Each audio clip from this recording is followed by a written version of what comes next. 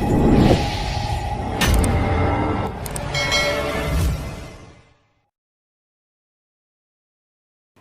मसीह के पाक और अजीम नाम में आप तमाम कलाम सिद्क देखने वालों की खिदमत में सलाम पेश करता हूँ और नहायत अहम मौजू के साथ आपकी खिदमत में हाजिर हूँ। अजीज़ों, अक्सर बात की जाती है आखिर ज़माना की। आखिर ज़माने से क्या मुराद है? यानी आखिर ज़माना जो ज़मानों का आखिर है और आखिरी ज़माने का आखिर होना, ये बाइबल मुक़द्दस हमें बताती है। आखिरी ज़माने के आखिर में वो वक्त होगा जब खुदावंद यीशु मसीह आएगा अपनी कलीसिया को आसमान पर उठा ले जाने के लिए। जिस वक्त से खुदावंद ये कह कर गया कि मैं जाता हूँ ताकि तुम्हारे लिए जगह तैयार करूँ, उस दिन से कलीसिया यीशु मसीह के वापस आने की मुंतज़िर है और इंतज़ार कर रही है। शहीद हुए, खून बहाया, आग में डाले गए, कत्ल किए गए, तलवार से छेदे गए, आरे से चीरे गए, लेकिन मसीह का इनकार नहीं किया। आज हम बात करेंगे मुखालफे मसीह की, एंटी क्राइस्ट, उसका किरदार क्या है और उसका मकसद क्या है, वो क्या चाहता है। यूहन्ना रसूल के पहले खत में से 2 बाब और 18वीं आयत खुदा के कलाम में से पढ़ता हूँ। आए लड़कों, ये आखिर वक्त है और जैसा तुमने सुना है कि मुखालफे मसीह आने वाला है, उसके मुआफिक अब भी बहुत से मुखालफे मसीह पैदा हो गए हैं। इससे हम जानते हैं कि ये आखिर वक्त है। खुदा के कलाम के मुताबिक आखिर वक्त में, आखिर ज़माना में मुखालफे मसीह और बहुत सारे तो खुदावंद के होते हुए और आसमान पर जाने के फ़ौरन बाद बहुत सारे लोग जो है वो मुखालफे मसीह पैदा हो गए, झूठे मसीह पैदा हो गए। कईयों ने कई जगह दावा किया कि हम मसीह हैं, हम मसीह हैं। लेकिन आज हम बात करेंगे मुखालफे मसीह, एंटी क्राइस्ट। कैसे हम जानेंगे? क्योंकि मत्ती की इंजील में लिखा हुआ है कि मुमकिन हो तो बरगजीदों को भी गुमराह कर दे। आम आदमी पर उसे मेहनत करने की ज़रूरत नहीं है। वो टारगेट उसका जो है वो बरगजीदा है, उसका टारगेट कलीसिया है, क्योंकि उसका मकसद ये है कि कोई आसमान की बादशाही में दाखिल ना हो जाए। खुदावंद के आने का मकसद क्या है? पहली आमद का मकसद ये था कि वो निजात के लिए आया और उसने एक खून बहाया, कफारा दिया और हमें गुनाह से छुड़ाया। पहली आमद का मकसद ये था। और दूसरी आमद का जो मकसद है वो ये है कि जिन्हें छुड़ाया, अब ये बदन से अभी रहाई बाकी है, बदन से निजात अभी बाकी है, इस बदन से छुटकारा अभी बाकी है, जो हमारे मसीह के आने पर इस बदन से भी हम रहाई पाएंगे। मुखालफे मसीह नहीं चाहता। अदन में से भी इबलीस ने, अदन में जब आदम खुदा की हजूरी में रहता था तो उसे वहाँ से निकलवा दिया, उससे वो काम करवाया जो खुदा के कलाम के ख़िलाफ़ है और वो दूर हो गया। और इबलीस का यही काम है और जब से अब तक वो यही काम कर रहा है। उसके नुमाइंदे बहुत सारे दुनिया में निकल खड़े हुए हैं। एंटी क्राइस्ट भी एक किरदार है जो इंसानी किरदार है और जो मुखालफे मसीह का किरदार अदा कर रहा है। मुखालफे मसीह का मकसद क्या है?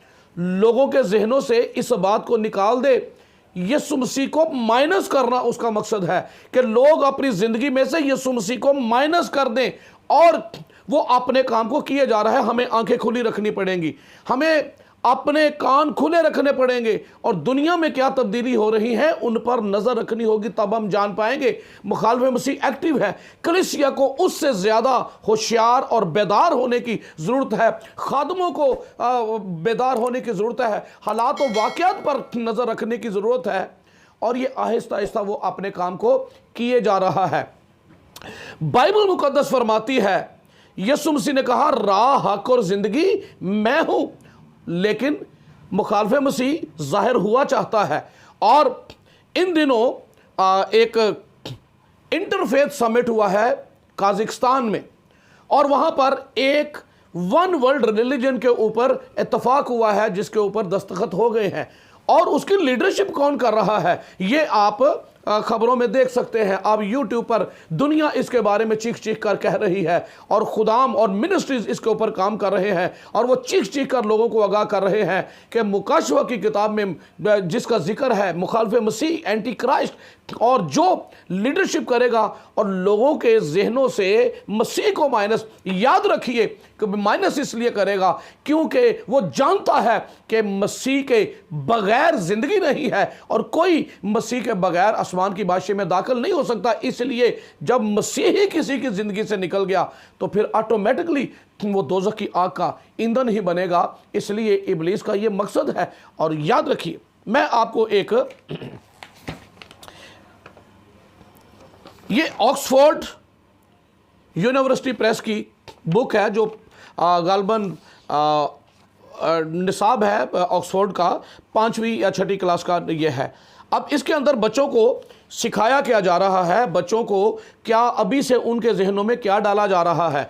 ज़मानों की जो तकसीम है वो हम यूँ करते हैं, यसु मसीह से पहले का जो ज़माना है उसे कबल मसीह या बिफोर क्राइस्ट जो है वो कहकर बीसी से जो दुनिया जो है वो इसके उन ज़मानों की पहचान करती है।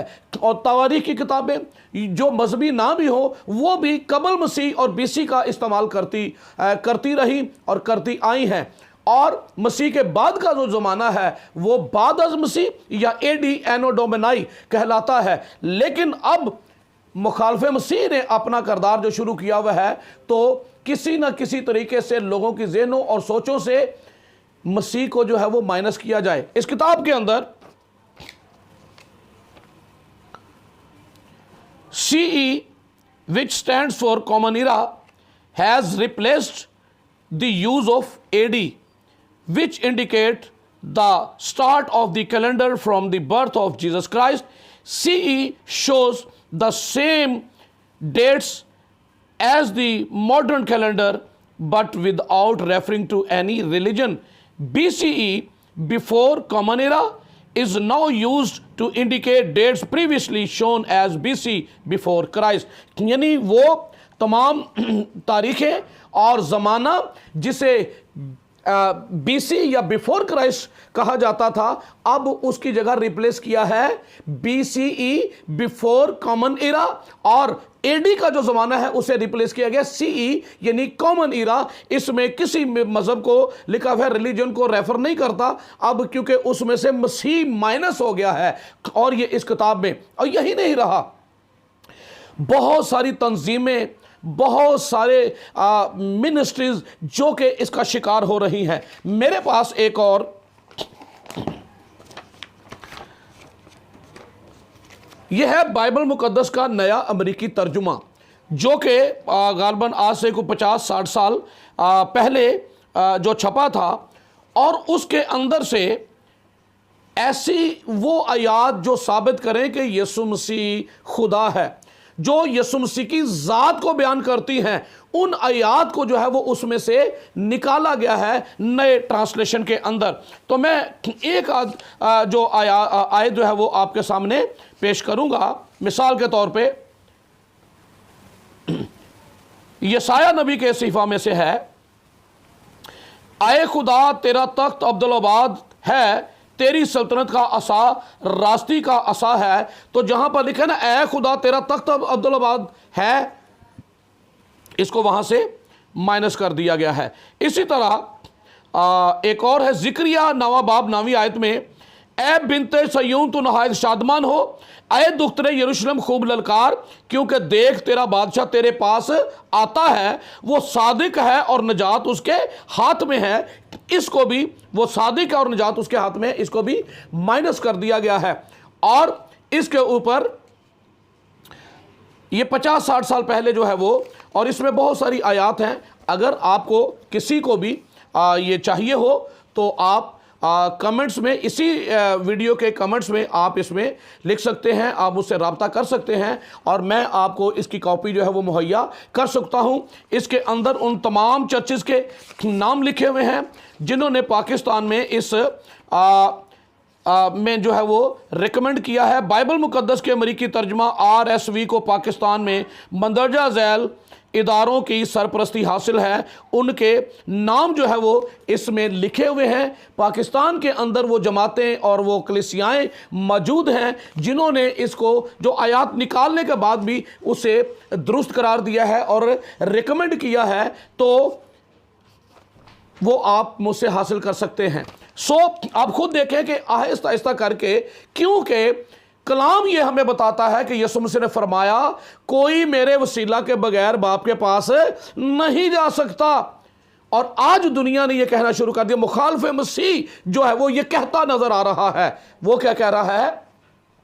Jesus is not only the way to heaven. पर बाइबल मुकद्दस क्या कहती है? बाइबल मुकद्दस हमें यह सिखाती है कि Jesus is only the way to heaven. उसके बगैर कोई बाप के पास नहीं जा सकता। राह, हक और जिंदगी मैं हूं। यह कलाम मुकद्दस में फरमाया कि यीशु मसीह ने कहा मैं हूं। और मुखालिफ मसीह कहता हुआ नजर आता है और वो ये कह रहा है कि सब ठीक है, सब ही जो है वो खुदा की तरफ जाते हैं। तो जिस भी राह से कोई जा रहा है एंड वहीं पर है। तो बाइबल मुकद्दस में इसलिए कोई गुमराह ना हो जाए, कोई उस मुखालिफ मसीह का शिकार ना हो जाए, बाइबल हमें आगाह करती है।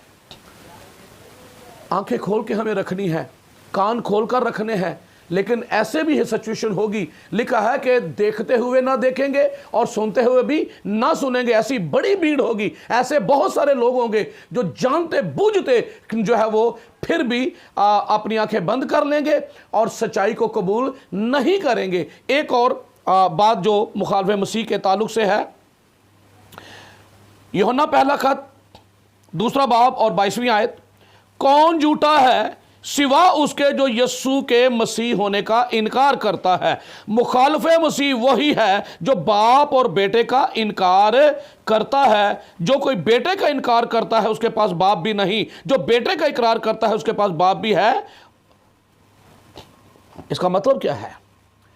जो बाप और बेटे का इनकार करता है, यानी जैसा बाप वैसा बेटा। बाप इलाही ज़ात है तो बेटा भी ज़ाते इलाही है। वो उसका बेटा है, उसी की ऐन उसकी ज़ात है, वो उससे कम नहीं है। वो बाप में से निकला और आया है। मसीह को माइनस करके कोई खुदा की बादशाही में दाखिल नहीं हो सकता। आप मुकाशवा की किताब पढ़िए और देखिए कि वहाँ पर लिखा है खुदा का बर्रा जो बाप की दाहिनी तरफ खड़ा है, खून में छुपी हुई, खून में डूबी हुई, खून में भीगी हुई, छिड़की हुई पोशाक पहने हुए है और हमारी शिफायत करता है। आए बाप, मैंने इनके लिए खून बहाया है। जिसने फिदिया दिया है, जिसने खून बहाया है, वो हक रखता है वो अपने लोगों के लिए शिफायत करे और बाप रहम करता है। और मुकाशवा किताब 7वें बाब में लिखा हुआ है, एक बड़ी भीड़ आसमान पर देखी गई तख्त के सामने जो ललकार कर पुकार कर कह रही है, हाथों में खजूर की डालियां हैं, नजात हमारे खुदा की तरफ से है। और वो 24 बुजुर्ग और फरिश्ते उसके आगे जो तख्त पर बैठा है गिरकर सजदा करते हैं और कहते हैं आमीन। यानी वो बड़ी भीड़ जो अहले ज़बान, अहले उम्मत और हर कौम और कबीला में से वहां पर पहुंची है। तो लिखा है कि ये वही हैं जिन्होंने अपने जामे बर्रा के खून से धोकर सफ़ेद किए हैं। इसी सबब से ये खुदा के तख्त के सामने है। यीशु मसीह का खून हमें धोता और पाक करता है और खुदा की बादशाही में दाखिल होने का फजल देता है। हम उसके खून से धुलकर खुदा की बादशाही में दाखिल हो सकते हैं, माइनस करके नहीं। लिखा है जिसके पास बेटा है उसके पास जिंदगी है और जिसके पास बेटा नहीं उसके पास जिंदगी भी नहीं है। खुदावंद आपको बरकत दे और इस आखिर ज़माना में आपको फजल दे कि आप अपने ईमान में कायम रहें, क्योंकि लिखा है जब इब्ने आदम आएगा तो क्या ज़मीन पर ईमान पाएगा? ये है हतमी बात। जब हमारा खुदावंद आएगा दुआ करें कि हम ईमान की हालत में पाए जाएं, कोई गुमरान हो जाए। खुदावंद आपको बरकत दे। यीशु मसीह के पाक और कुदस नाम से आपकी सलामती हो। आमीन।